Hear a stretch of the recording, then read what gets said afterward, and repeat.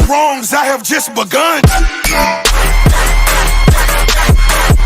Ain't no mercy, ain't no mercy. Chris Broussard, this is Doug Gottlieb filling in for Chris Carter and Nick Wright. How are you guys doing? Good to see you. So got the new fill-in smell.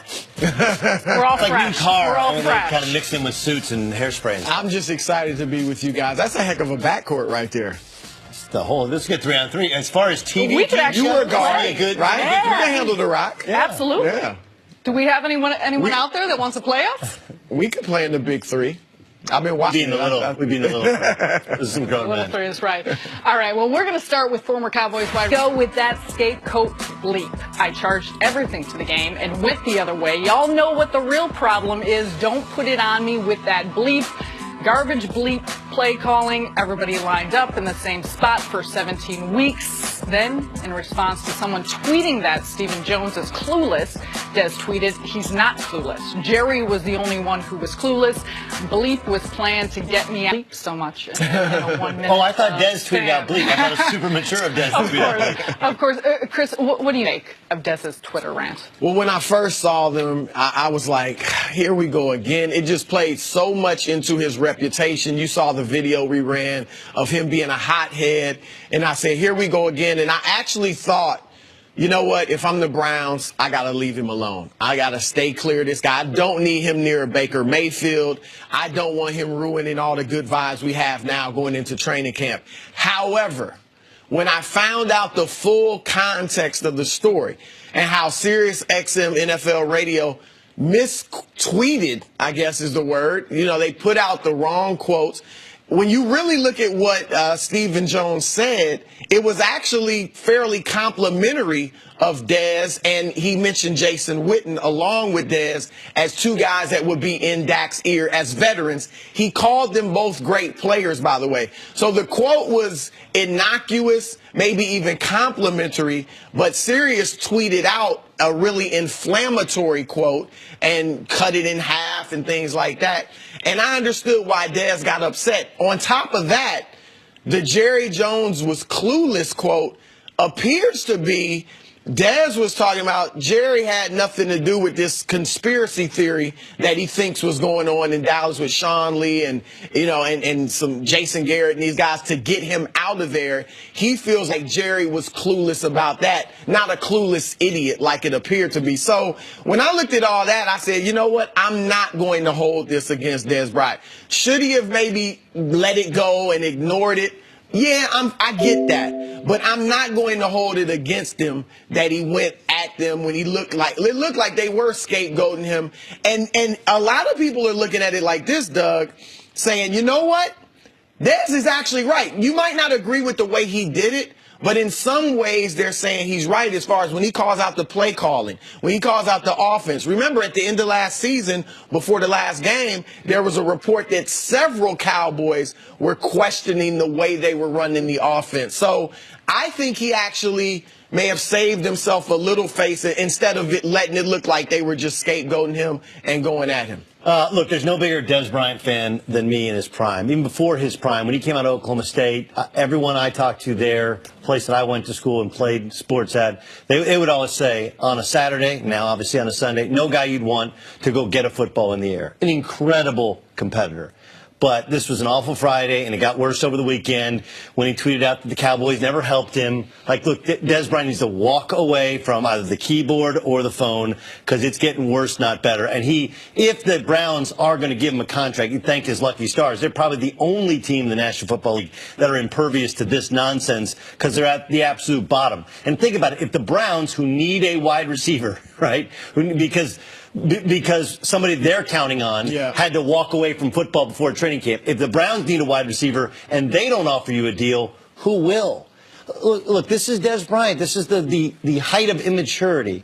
The difference between children and adults, right? True maturity. Children say it's always somebody else. Somebody else did it. Whereas adults are like, yeah, you know what, that's a little bit on me. Does he not have someone around him to continue to remind him, given the fact that he's still not with a team and training camp has started and he's still looking for options at this point? No, that was actually one of the things that Jerry Jones and the Cowboys have always done is they've tried to put buffers between some of these personalities and the rest of the world so that they can't go on these Twitter rampages and whatever. I mean, this is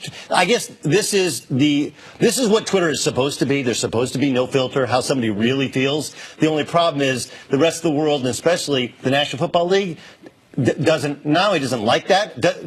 This is the reason, honestly, that Colin Kaepernick doesn't have a job. You ask a GM, they'll say it's not about hiring Colin Kaepernick to be a backup quarterback. It's if I cut him, will others go on Twitter rampages? Will others assume things? The problem with Des Bryant is not if you hire Des Bryant, if you give him a contract. The problem is if you cut him, this is what you run the risk of him doing, trying to draw a fissure between you and the rest of the team. Well, I think one of the worst things he said, though, was about Sean Lee, or Snake Lee, as he called him. Like, unless, you have to quit taking shots at Sean Lee and maybe other players unless you have definitive proof.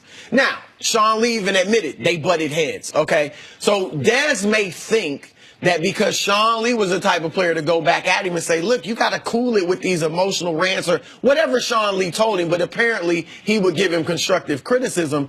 Maybe Des thinks that is why, that Sean had something to do with him being out of there.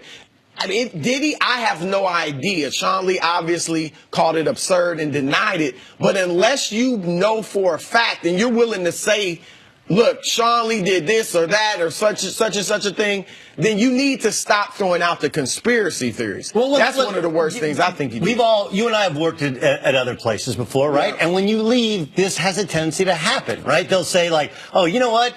That guy didn't do this. Like, hey, wait. When I was there, we were all good. You offered me a contract to stay, and I just thought this is what happens when you're not there. And I'm sure if you're Des Bryant, you sit there and go, wait a second. I was the face of the Dallas Cowboys.